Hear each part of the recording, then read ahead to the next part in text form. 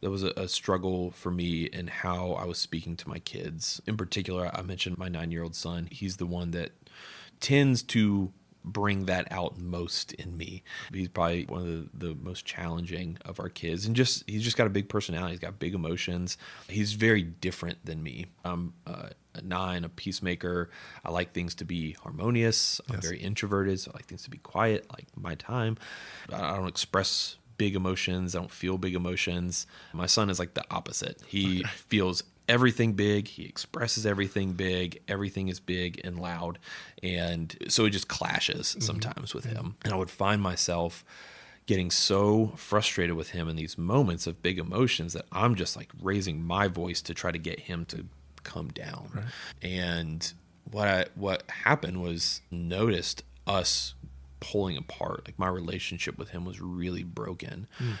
That if he was having a hard time, like he didn't want to talk to me, he only wanted to talk to my wife.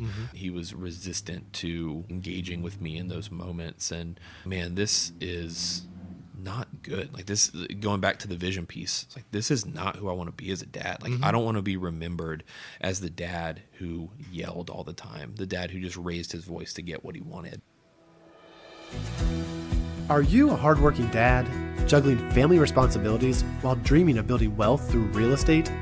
Welcome to the Invested Fathers Podcast, where we explore how to balance investing and fatherhood. I'm your host, Kenny Johnson, founder of East West Capital. Over the past 5 years, I've been buying real estate to free up my time and secure my family's future. Now I'm here to help you do the same. Join me as we navigate the real estate world together, building wealth and strengthening our families. As my grandma always said, East West, home's best. I started posting on LinkedIn back in, it was early 2022, I think at this point. And really started as a means of professional development. I wanted to improve my communication skills, wanted to overcome some insecurity about getting my voice out there. Yeah. And started posting about leadership. And did that for a few months, and it was good. I enjoyed doing it, but what I found was anytime I would do a one-off post about fatherhood, it resonated a lot more. It got a lot more engagement, generated more conversations. Yeah. And I was having a conversation with a guy that I had met through LinkedIn, a guy named Brian Lawrence up in the Nashville area. Okay. And he essentially said something along the lines of, you should talk about this more. You're dad of 6 kids. You have a lot to share. People seem to be resonating with it. You should talk about it more. And so that was August of 2022, so just over 2 years ago, and decided to pivot and start talking about that more. But it's just growing with what seems to be resonating and what dads need. And to the kind of point you made earlier, like I think guys just want to have more spaces to talk about fatherhood. Right. I think it's really common for that stuff to exist for moms and within motherhood. Yes. And you have different groups, and it's just more natural, I think, for that to happen. But for dads, it oftentimes does gear towards your career and your profession and work, less about fatherhood specifically. And so it's been really fun to get to press into that and just meet so many amazing dads that want to be present, intentional dads. Yeah. 2 years. I did not know that. I feel like that's a really short time for, I feel like the content that I see in just the engagement, it just feels so rich, thought out, and it's consistent. So dude, props on conquering the insecurity. I don't know if you feel like you've reached your goal there, but yeah, that's awesome. Oh, thank you. Yeah, there's definitely still times where I'm like, do I know anything about being a dad? I'm just like, every day, especially with 6 kids, it's just there's always something that happens. I'm like, what the heck am I doing? I'm like, I can't even manage my own house, much less tell other dads how to do it. No, so I think that's the trap, is like, what makes us qualified to talk to anybody about, hey, because of what I know, you should do this. I'm literally likely to fall or fail. So I think that might be part of the hard. Do you feel like that's part of why it's so hard for dads to like talk about stuff? Because it's like, I know I'm failing to a degree. Yeah. But I'm trying. Yeah. It's really interesting. I've done a post a few times where it's just a simple question that I'll put out there is like, when it comes to fatherhood, what's your biggest obstacle, challenge, hurdle, something along those lines? And they always generate a lot of really good conversation, because dad will be brave enough to say, hey, I'm really struggling with yelling at my kids, or being too involved at work and not present at home, or I'm on my phone too much. And one of the things that I always notice when I do that post is that there's never somebody who shares something only one time. And maybe a better way to say that is no challenge gets shared only once in the comments. It's like multiple dads are always sharing the same things. And I think even there's something really freeing about that in and of itself. Just knowing that other dads are struggling with the same things that you are struggling with. And again, I think because dads can tend to steer away from that topic of conversation naturally when they're with other dads, they just don't know, right? They sit in kind of the silence of, I've got it. Everybody else I see has this thing figured out. I must be the only one who doesn't know what I'm doing. I'm the only one who's struggling with this. And that's when shame starts to breed and starts to increase. And then it becomes even more challenging to talk about. So I definitely think there is an element where simply hearing that other dads are navigating the same challenges that you are, they're struggling with the same things, is really freeing, and it helps to create like a really quick sense of community. And I think that's why I really appreciate getting to create content on LinkedIn, is it's created this little microcosm of dads that know each other, though they've never met, that kind of engage on a daily basis and kind of can share in the wins and the challenges of fatherhood together. Yeah. Now, you've created a great space for that for our audience if they don't know yet. Tyler Graham with us today. And I found Tyler actually from a mutual friend. But when I checked you out on LinkedIn, I quickly saw the amount of things that you were putting out, the amount of engagement. Man, this is someone that I really feel like is beyond me in going down this rabbit hole, if you want to call it a rabbit hole, of dadding and helping dads. Yeah. So thanks so much for being with us today. Thank you for having me on. This is it's going to be a blast. You gave me a few topics that you felt were part of your heart. And the way I want this really conversation to be is our target audience we know as dads. The show is called The Invested Fathers, but as we talked about very briefly, we're trying to help dads be more present at home, face those struggles in a group environment. You're a father of 6. I have 2. So you're 3 times better than me in that way. But it's so cool how quick we can become brothers and just, hey, we're in this together kind of deal. Yeah. I am a Christian as well. And I know you have faith-based posts. So there's also a camaraderie there. Yeah. Those things are very important to me, being a dad and being a Christ follower. Yeah. It all ties together. There's so many different things that I talk about, especially when you're looking at fatherhood, faith, and how those things tie together, how your career plays into that. Having a really strong vision for who you want to be as a dad, I think is one of the more like foundational things that I think many dads that I talk to lack, right? They have a clear plan, a clear vision of who they want to be in their career, where they want to go with their work, but they don't match that in their fatherhood just because it's not natural. It's not something that we sit around talking about, being like, who do you want to be as a dad in 10 years? Or what class do you take for that? Yeah. You got the education and the finances, and there's things that you can, get behind. Dadding, fatherhood, it feels less, the church, I guess, would be one place. Yeah. It's like, where do you go for that? And that's the thing, right? There's so many different things you can do and be as a dad, and it's going to be different, right? We're unified in our pursuit of being present, intentional dads, but what that looks like for you and your family may look very different for me and my family. And that's dictated by the vision that we have, who we want to be, what we want our family to look like, what we feel called to do and to be. And so I think if that piece isn't clear, it becomes really difficult to navigate those day-to-day challenges of being a dad, because you don't have the blueprint, right? You don't have kind of the point off in the future that you're aiming towards. You can just drift through day-to-day life and all that it brings. We know all that it brings being a dad of young kids. And so it's easy to get lost in that if you don't know where you're going or what you're aiming at. So one of the things that I do in some of the work that I do with dads, some of the cohorts and things that I've done, is I call it like the 3 mile per hour framework. It's the umbrella of what I call my coaching and the work that I do with dads. And it's just this kind of intentional invitation to live at a slower pace of life, to be more intentional, to not live a rushed, hurried life, which is very easy to do. And so the framework that I take dads through is creating that vision, creating margin in your life, and then finding the right rhythms that help to bring that vision into reality. Hey, let's maybe give some teasers, or this is a taste of kind of what you can expect. Yeah.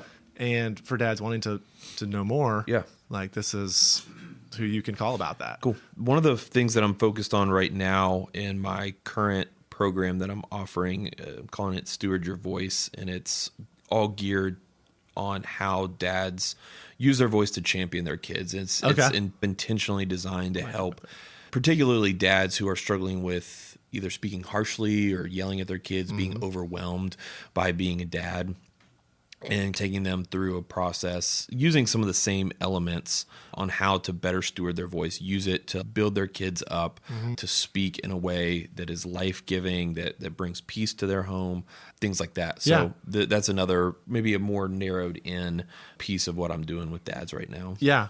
I'll actually start with what was it like growing up in your household, the Graham household? Yeah, it was. So I grew up here in Greenville. I've got 2 younger brothers, so it was a rambunctious house. Boys? Yes, yeah, all 3 boys, and so I'm the oldest. I've got 2 younger brothers, and overall, I would say childhood and like life growing up in our house was really good.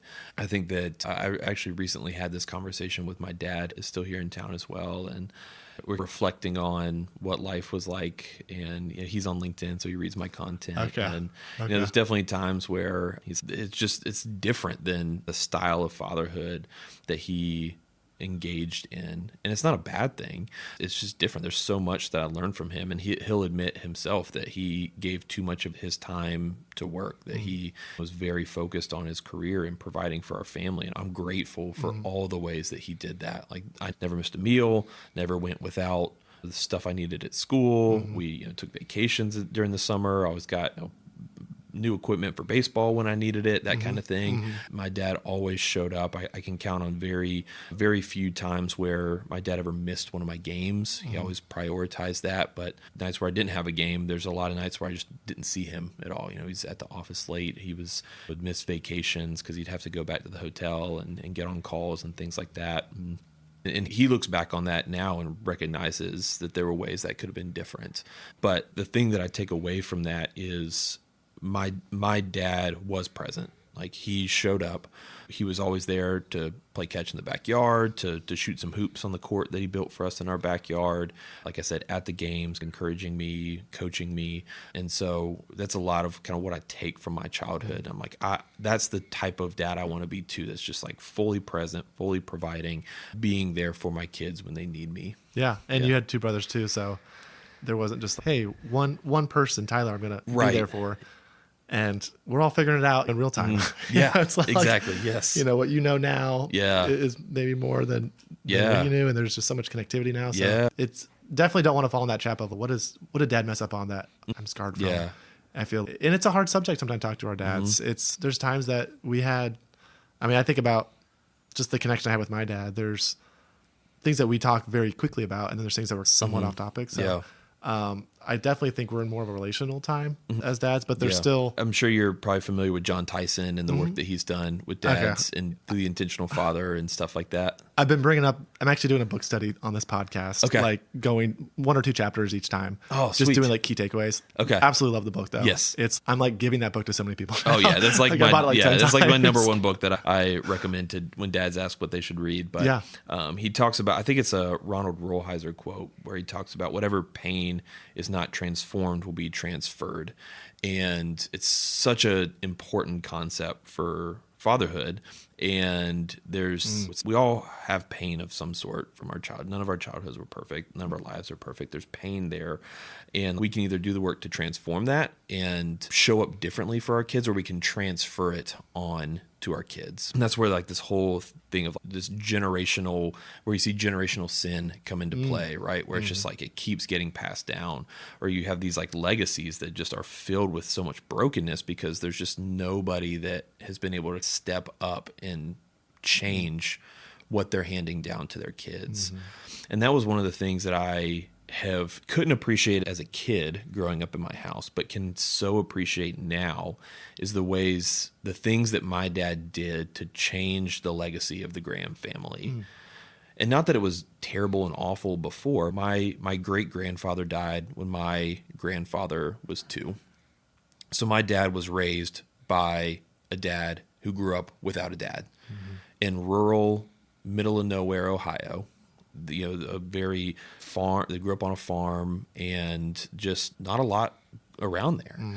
And so my grandpa, my dad's dad, is figuring things out. He didn't have a dad. And there's pain there that naturally comes with that.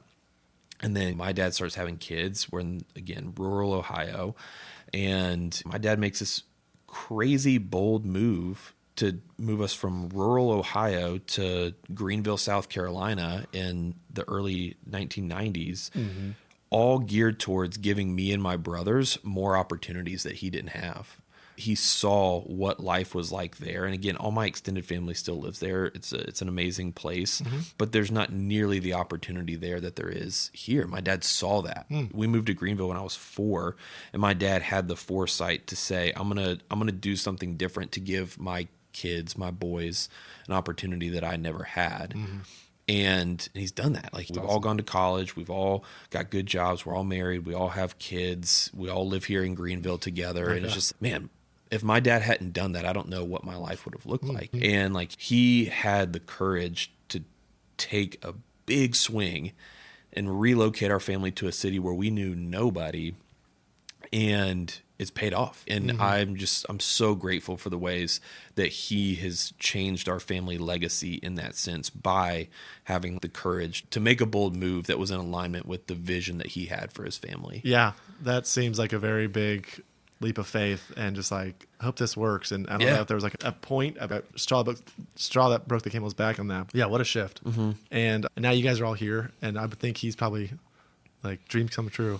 Yeah. Looking back, it's like, wow, that moment.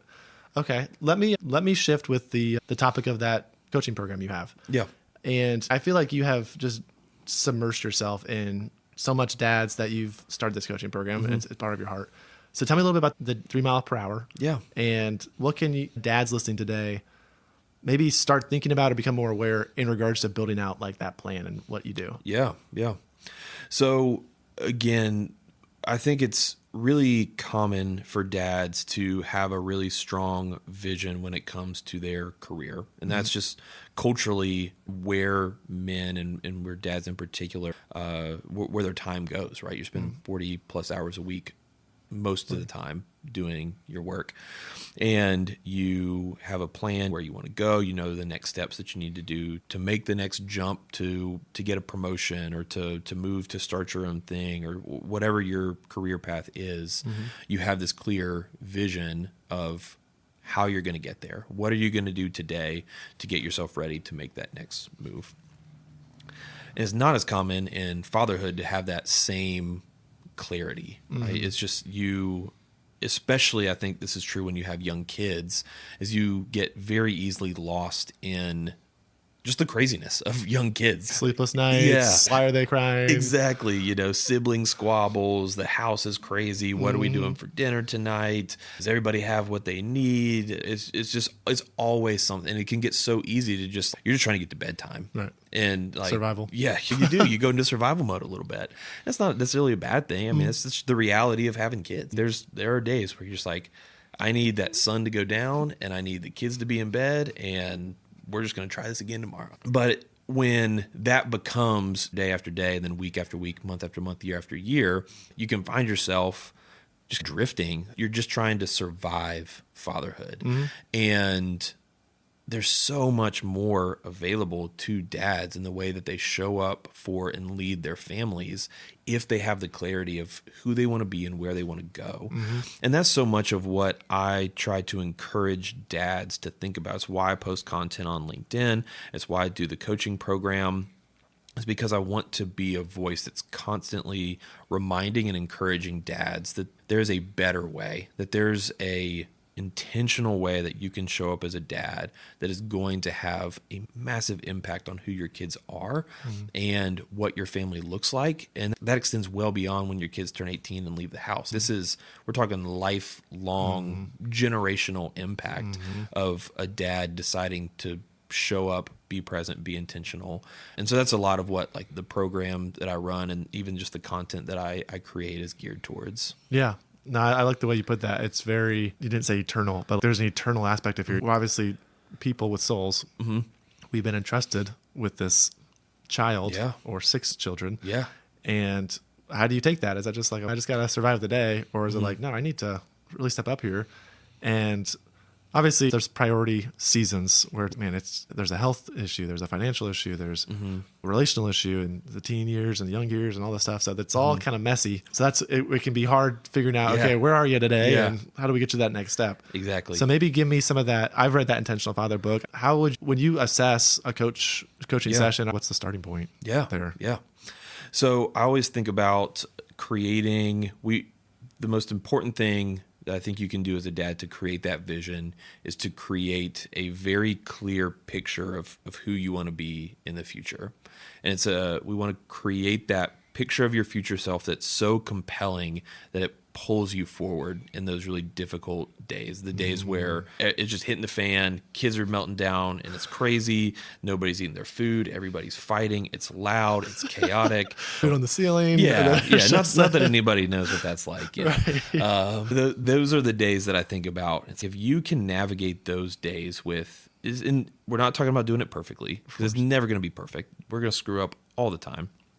But if we can navigate those most difficult of days with young kids with purpose and intentionality, we can do it, right? Everything starts to fall together. And so if we can have a picture clear and compelling, it's going to pull us forward in those days. And so one of the exercises, this isn't unique to me, I didn't come up with this, but I use it because I think it's so powerful, is to have dads write out their eulogy from their kids' perspective. And it's a very sobering, very heavy exercise to do. But when you can sit down and think about the end of your days, you've lived a long, fulfilling life, all these people have gathered at your funeral, and one of your kids steps up to the microphone in the front and is telling a room full of people about the impact that you had on their life. What do you want them to say? And the reason that I think that exercise is so powerful is because it puts very concrete, tangible language to who you want to be. It clarifies that picture of who you want to be. And that's the starting point, is once we can form that and we know who it is we want to be, we know how we want to show up for our kids, we know how we want to be remembered, what our legacy will be with our kids, then we can start taking action today to bring that vision into reality. We can start doing the things that will result in that type of eulogy, in the ways that we show up when there's spaghetti on the ceiling because your kid's, melting down or something like that. That's so powerful, Tyler. I actually have not heard that. I've heard in just the business world, start with the end in mind. And that actually helped me start this podcast. It's like pick a launch date, and I've just been thinking about this for a while. But that can be applied in so many different ways. I have not applied that yet in my value, giving that clear and compelling message like you talked about. I think that's a great starting point for any dad out there. And it does feel a little heavy and it's sobering. Oh yeah. So you've done this. Yes. Okay. Yeah. It'll definitely, I definitely encourage dads to carve out some time to be by yourself. It can get emotional, and I mean, it's a heavy thing to think about. When you think about what impact you will have had on and what they're going to say about you. And I think for a lot of dads, it can almost feel like a wake up call, because they're writing out these things of who they want to be, what they want their kids to say about them. And it's the follow up question to that is, if you died tomorrow, is that what your kid would say? Right? Are those the types of things your kids would say about you? And for a lot of dads, it's not. I don't think this is how my kids think. This is the impact that I'm having. And the beauty of doing that now is that we have the gift of time to start making changes to become that type of dad, right? To take those steps to becoming that type of dad. Yeah. I'm thinking of two things. One is the spiritual aspect of that. How does that's a great tool thing. And I think about the way that scripture backs that up. One verse I'm thinking of is redeeming the time. Like, now is the time to take these things and put in play. Are there any scripture references or lessons that you have grabbed onto or been like, this is a rock to help me, compel me forward as well in scripture? Or I've seen that you see with your kids that have been. Yeah. So one of the things that we do with each of our kids is when my wife has been pregnant with each of our 6 kids, we've just prayerfully considered what their name would be. And it's usually tied into kind of who we feel like the Lord is telling us they're going to be. And each of my kids, they have a name that has a deep meaning in how we think they're going to show up. So like my son, so I've got a girl and then 3 boys and then 2 girls. So my oldest son, my 9-year-old, his name means from the muddy place. And so it's like I think it's Psalm 40, where it talks about taking us out of the pit and setting our feet on the rock. And so I think about that often with him and who he is and how he's wired, and that like he is going to be like this really humble man that can speak to all the things that the Lord has done in him.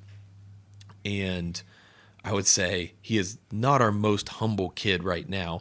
And so it's one of those things that I come back to of knowing who he's going to be. And so that's like an intentional piece of what I'm working on with him specifically is what it means to be humble. It says humility is not thinking less of yourself, but thinking about yourself less, something like that. And so that's what I'm like trying to help him understand. So the world does not revolve around you. Our family does not revolve around you. Your preferences aren't the most important thing in our family. So those are like things that I'm working on with him. And I won't spend the whole time on it, but I've got similar examples for all of our kids where there's like those types of truths that are all rooted in Scripture of who we feel like God has said they're going to be, that has become part of what I'm aiming at with them. Yeah. And these are holistic individuals. There's relational connections. One of the things I thought about while you're talking is if you had an intentional name for each kid with some attribute, humbleness, I don't know, beauty, kindness, whatever it was, if you thought about that every time you see them, that's going to make you very sharp in like pushing that attribute, probably for all of them, but reminding yourself of that. Yeah. And someone I had on the show, Nathan Crockett, I don't know if you know him, but he has, I think, 5 kids as well. And he says he has like a specific prayer for each kid that he prays with at night. I just love that idea of not just treating each kid like just the last one. They're all kind of the same. Yeah. So, no, this is the one. These are his needs, these specific prayers. So I think even just the way you've talked about that is really cool. I think I want to go into that stewarding your voice now. Our words are powerful. One of the things I've heard, so I've interviewed 60 plus dads on this show, and a theme I hear over and over is leading by example. But that does start with words. You give advice or you do something, but your actions need to back that up.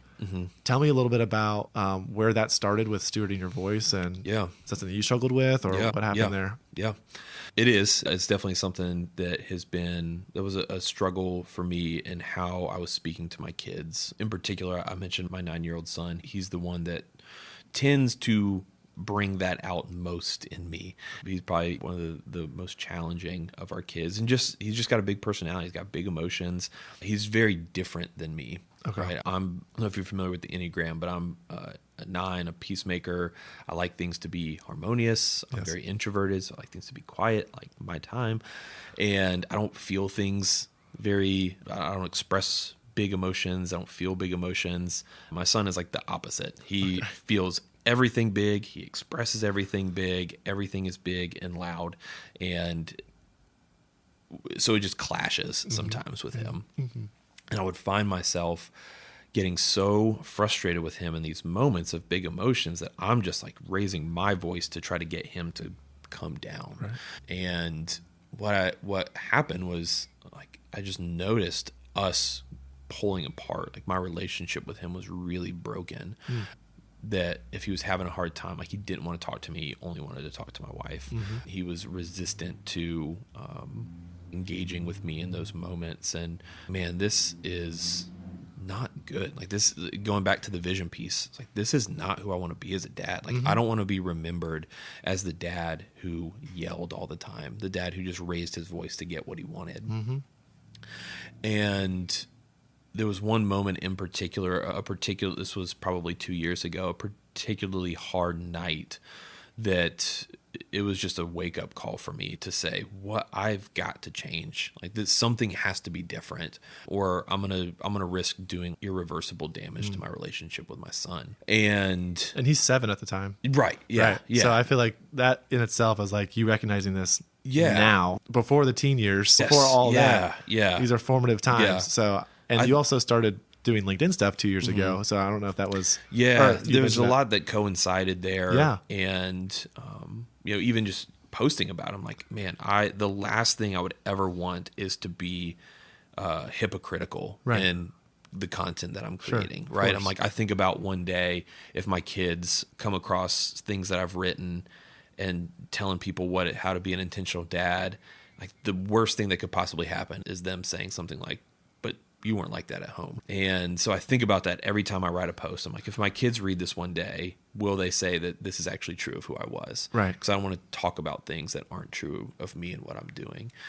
And that's probably, I would say, a big obstacle for a lot of dads as well. Is, man, I'm a hypocrite. I'm trying to do this, but I can't seem to keep it up. So I would just, I didn't mean to interrupt you, but just that idea of that's a fear. Is like, man, like I want to be that dad that in the eulogy you talked about, and I'm not perfect. I'm going to do something wrong. I know I am. Right. So I think there's a level of maturity that the kid will look back and be like, okay, now I see, like he did try. Like it wasn't what I thought from their perspective.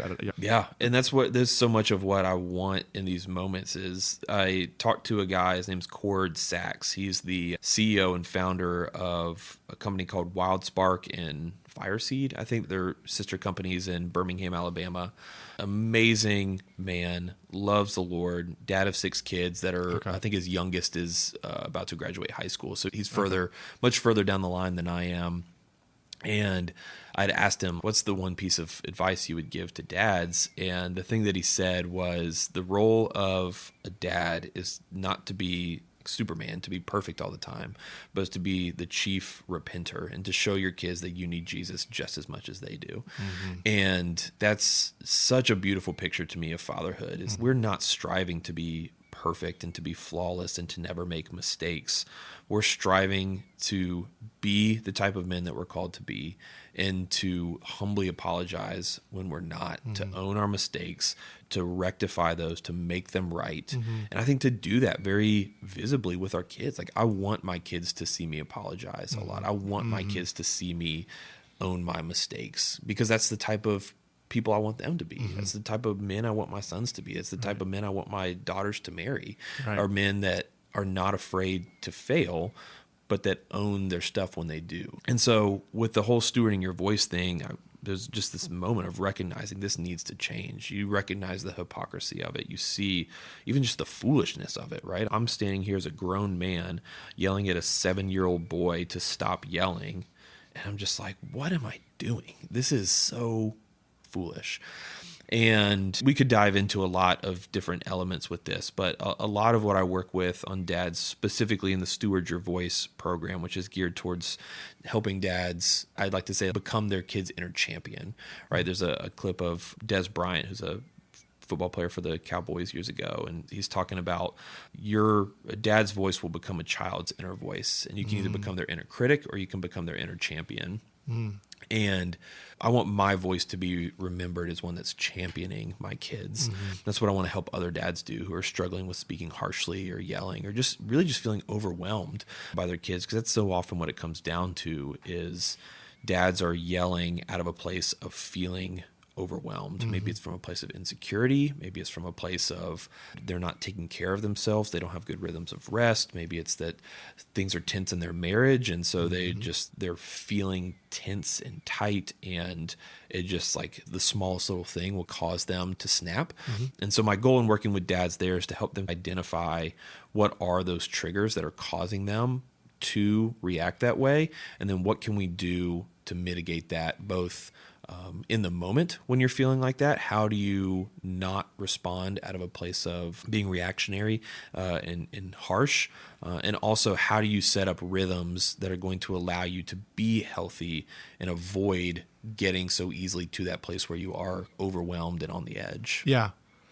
I would expect the things that you listed with marriage, finances, rest, health. Yeah. This isn't just like just read this book here and we'll take care of it. Yeah. It's like, who are you? Yeah, exactly. Let's look at all the holistic view of what you are. Yes. When I think dads, I think, oh, you have kids, but the dad most likely means you're also a husband and a son to a dad and a worker and all these other hats that you wear. Yeah. And that's one of my focuses on the show is how can you be successful at your career and your dad? Can it be both? Can it be an and, or does it have to be an or? Yeah. You have to sacrifice all these things if you want to be a good dad. It feels like a great program, first off, to focus on that specific stewarding your voice in that type of insecurity or anger or lack of something. Any tip or advice that after you have reflected and analyzed that thing, has something been a breakthrough or aha moment with some of your clients or you in seeing success that you could share? I know it would be general because we don't know, who's listening, but something along those lines. Yeah. So there's a concept called affect regulation or emotional regulation that I think is, I would argue it is the most important skill for a dad to have in fatherhood. Okay, tell me about that. And without going into a ton of detail on it, your affect is essentially your felt sense of like your body, where you are at any given moment. And so you can think about it on a spectrum of 1 to 10. Let's say 1 is what is called hypoarousal. So that's where you're very numbed out. You can think about a dad who is at the end of a really long day at a job they hate, and they come home and they're just like done, right? Yeah. They're just like, I want to be left alone. They want to scroll their phone, watch TV, maybe using comfort food or alcohol, something like that, to just numb themselves. That's one end of the spectrum. Okay. Again, call that hypoarousal. The other end on the 10, so 8, 9, 10 is hyperarousal. So that's where a dad is more overwhelmed. They're amped up. They're filled with this sense of anger, frustration, rage. I think that's the place where most dads kind of respond harshly from, is they're at a place of feeling very overwhelmed, hyper aroused. And that's where it becomes very easy to want to yell or to raise your voice, because the middle between those two, between hypo and hyper arousal, is this 4 to 7 window on the spectrum. That's where we'd say you're regulated. You have emotional regulation. Some people call it the window of tolerance. Okay. And that's where you are relaxed, you're calm, you can be fully present with your kids or whoever you're around. So the goal in working with dads in this program is to help them identify what are the rhythms that you have that are going to help you be most regulated. So whether that's getting up in the morning and having time in prayer and scripture before the kids get up, that could be exercise, that could be sleep, that could be date nights with your wife. There's all kinds of things that are going to vary person to person about what works for you. So it's finding what are those rhythms that help you stay in that 4 to 7 range of regulation, and what are the things that help you when you are in that hypo or that hyper end of the spectrum. How do you get back into that window of tolerance? Because your body's greatest need when you are dysregulated is to become regulated. And I think that's why a lot of dads end up yelling, is because, so you think about like a scenario where you've had a long day at work, you're just feeling overwhelmed. It's that kind of witching hour of 5 to 7 where kids are hungry, they're tired, you're trying to get everything done before bed, kids are screaming, mom's tired, she's been with the kids all day or doing her thing, and it's just kids are fighting, it's loud, and you just hit this point where you're like, I need things to calm down. And the quickest way to get people to calm down is just yell, right? When you yell, people get quiet, and it's just, that's what I want. So in the short term, it feels really good because you get what you want. Everything simmers down. Everything's quiet. You can take a breath. But then you've done damage to the relationship because now you've become overly reliant on your voice to make that happen. And the whole goal of the program is to help dads form the vision of who they want to be. That's like foundational to everything that I do. And then to figure out how can we use that vision to identify the right rhythms to keep you regulated, to help you get regulated, even in those tough moments. So if before you speak harshly or snap, lose your cool with your kids, to get into a place of regulation so you can respond out of a place of connection, not out of a place of frustration. Yeah. Yeah. No, I think that's terrific that you've had a heart to steward your voice and say to other dads, hey, let me give you some tools. Let's talk about some practicality in finding this, because that's where my heart has been toward doing real estate, has been, I can use this job to give me more time at home to feel less stressed or work on my health or get more rest. And it's just interesting how we're all using our own gifts and our own unique things to help each other and help dads. Yeah. Just like we'll lighten the mood a little bit. Yeah. Just because we had some kind of heavier things. So let's see. My son Moses is 8. Okay. We're on a video game fast right now. Okay. I don't know if you do video games in your house, but we would have, and I say video games, I mean, we play Super Nintendo. So we don't Nice. we don't even introduce like anything that's like remotely new. It has to be like made before like 1995. I love it. So we'll play like Tuesdays and sometimes Thursdays. But I started seeing like, I enjoy it too. Like I got to be, hey, this is fun. I used to play this game and he's excited about it. But I was seeing he was so too into it that we're doing a month of no video games and we're reading books. And I just introduced him to Hardy Boys. Oh, nice. And this is boring. What is this?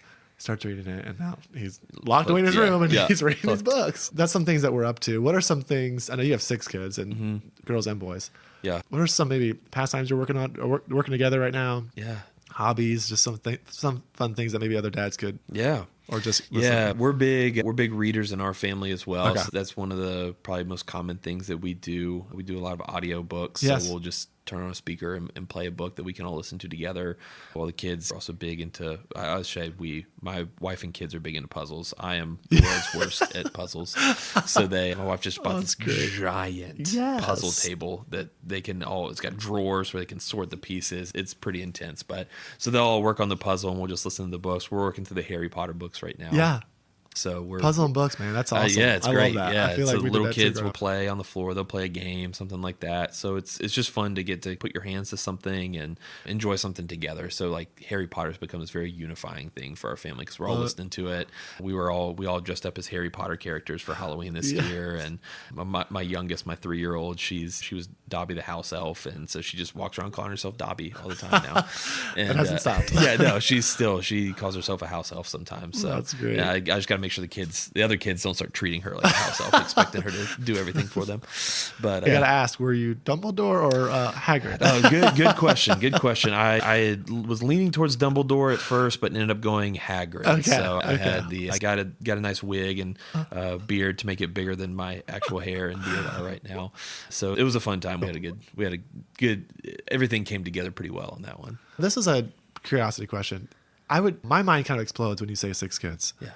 I personally struggle with time management, just like blocks of time. Yeah. I'm great in the moment. Hey, put me in front of somebody or let's go do this thing together, and I'm fully there. Yeah. But those next few days or hours sometimes just get lost in the wind because I didn't have a plan. Yeah. How have you structured being able to have 6 kids? Yeah. I don't know how else to say it. Yeah. And I love it. I support it. It seems like a challenge. Yeah, I think that, so going back to the 3 mile per hour piece, and the reason that I call it that, it comes from, I think it came from The Ruthless Elimination of Hurry by John Mark Comer, which is another one of my all-time. Love that book. That book changed my life, and I recommend it to everybody. But he talks about this idea of living life at a 3 mile per hour pace, and it's just the average speed of somebody walking. And that's so much of going back to the vision of who I want to be. I want my kids to remember me as very unhurried, like very present with them. I want to be a non-anxious presence, and I can't do that if I'm hurried. And so that's where the 3 mile per hour piece comes from, is just this encouragement to dads to live like unhurried, present, intentional lives. And to bring that back to your question, I think one of the pieces that so often gets missed in fatherhood and in conversations like this is the concept of margin and of having time to focus on the things that matter the most. And culturally, it's very normative for dads and families in general to get pulled into so many different things: after school activities, sports, community engagements, church, the school, the list goes on of all the different things. And so you end up with these families that are spending most of their time bouncing back and forth from one place to the next. And it's just this, you always have this picture of the family that's frantically getting into the car, getting where they need to go. Half the family getting in one car, half the family in the other to go to different fields and different sports events, different whatever. And I would say that's just how it has to be, right? Yeah, exactly. That's my limited beliefs. Yes. That's just what it is. Yeah. So exactly. I'd love to hear how that. And so I think that there is another possible, and it's, again, driven so much by the vision that you have for your life, where you don't feel the obligation to say yes to the things that most people just assume should be a default yes. You very intentionally choose the things that you give your time to, so that the activities you're engaging in, the things that you're giving your time to, the ways that you're investing as a family are very much in alignment with who you want to be and where you want to go. And again, it's just that idea of intentionally living in a way where you're only saying yes to the things that are most important and in alignment with the vision. So if it's not in alignment with that, then it's a no. And so we've gone through long seasons where we don't do extracurriculars in sports and things like that. And it's not normal. All my kids' friends are in sports and doing things, and our kids aren't for a season, and that's okay. We just knew, like, this is not the season for us to say yes to this. And we're entering into a season now where we feel like it is. All 3 of my boys just signed up for basketball. I'm going to be coaching my youngest, 6 and under, the Blazers. So everybody, tune in for that. It's going to be some nonstop. Full game recaps on LinkedIn. Yeah. I think that's the piece that has allowed us to function in a healthy way with 6 kids, is that we've been, to borrow the phrase from John Mark Comer, we've tried to ruthlessly eliminate hurry from our life and to craft our life in such a way that gives us time to do the things that are most important to us, which is, really homeschooling our kids, being with our neighbors. My in-laws live right across the street, spending time with them. We have a small homestead, so we've got chickens and goats and bunnies and a garden, and spending a lot of time doing those things, cultivating the land that we're on, me giving my time to creating content and things like that. So there's those types of things that we feel very clear that we're called to, and they're in alignment with our vision. And so those are the things we say yes to. And if it doesn't, then we say no. I love that you gave examples of what you are filling your time with, because my first thought was, man, you're not doing sports. What are you doing then? That's just what you have to do. And you're jumping around from each activity to extracurriculars and everything. And because that's how I was growing up, at least in my household before. Yeah, same here. And like you said, your kids' friends are probably in the same way, maybe seeing that in their buddies. We homeschool as well. We have loved the slower pace. Oh, yeah. We took a break. We did karate for a year and a half. Yeah, so did we. And we just decided, let's just take a break, and we'll come back if Moses says he wants to do it. Yeah. And that, 4 months was such a nice 4 months of just like playing in the backyard. Yeah. Or and there was a little bit of FOMO. What am I missing out on? We missed soccer season last year. Is he behind now? All those things that parents think about. But I really like that and you're not saying, we're saying no to sports forever. We're not going to just deprive them of something. It's just a season. And, exactly. And I think that's a nice little respite that you can have. And that's a great book, by the way. I read that a few years ago. Probably need to reread it. And I love how that's sparked this whole 3 mile per hour mindset. Yeah. I think you touched on such an important piece of this, is that like a yes is not a forever yes, and a no is not a forever no. Yeah. And I think we can so often as dads feel the pressure of, we got to make the right decisions. And these are such important decisions. Like, whether your 7-year-old plays baseball or not is not a big deal.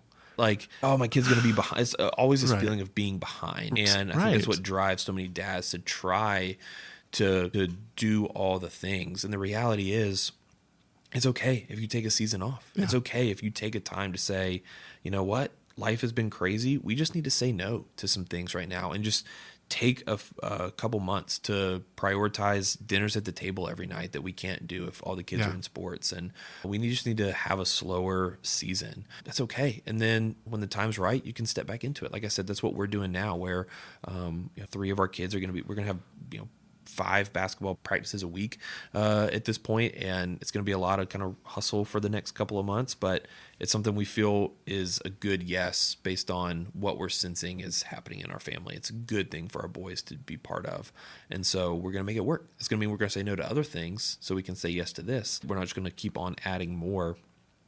We're always trying to find that balance, but there's different things for different seasons. I want to make sure we're respectful in time here. Okay. Probably going to do 2 more questions. Okay.